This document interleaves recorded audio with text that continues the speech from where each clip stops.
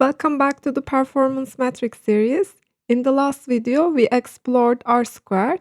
Today, we are taking it one step further and looking at adjusted R squared.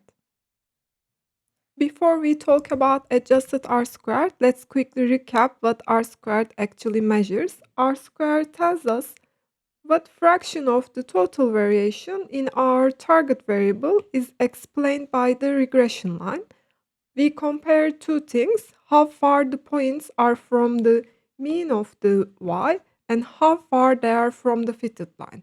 The formula is simply 1 minus the ratio of unexplained variation to the total variation. But here is the catch, and this leads us to the next slide. This simple ratio can be misleading.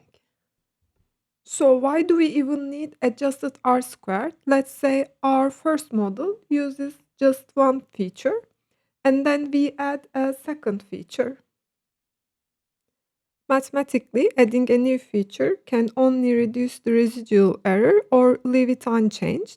This means that this ratio will either stay the same or it will decrease. So R square always increases or stays the same. So R square ends up rewarding complexity even when the model isn't truly improving. This is where adjusted R squared steps in. Adjusted R squared modifies the original R squared by adding a penalty for unnecessary predictors. Here is the formula. Notice the term. Here P is the number of predictors, number of features. As you add more features, this factor here gets larger, which increases the penalty. So if a new feature doesn't genuinely help the model, adjusted R squared will drop. The idea behind the adjusted R squared is simple. Only reward a predictor if it improves the model more than random noise would. So you think of adjusted R squared as a complexity filter. Add a useful feature, it goes up. Add a useless feature, it goes down. Now let's look at a quick example.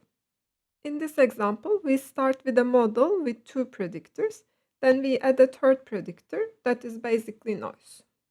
When we check the metrics, R square increases slightly from 0.82 to 0.83. That is expected. R squared almost always goes up when you add more variables, even irrelevant ones. But adjusted R squared tells us a different story. It drops from 0.81 to 0.80 because it penalizes us for adding predictors that don't actually improve the model. So this example shows how adjusted R squared can signal when a new predictor isn't actually contributing anything useful to the model. Now let's compare R squared and adjusted R squared side by side. R squared measures how much of the variation in the data our model explains. It's useful, but it has one big limitation. It always gets better when we add more predictors, even if those predictors don't actually help. Adjusted R squared, on the other hand, takes the number of predictors into account. It only increases when a new variable truly improves the model, and it can go down if we add something that is basically noise. So the bottom line is R squared tells you how well the model fits. Adjusted R squared tells you how well the model fits without unnecessary extras. Before we wrap up, here is what's coming next. In the next video, we'll shift our focus to error metrics in regression.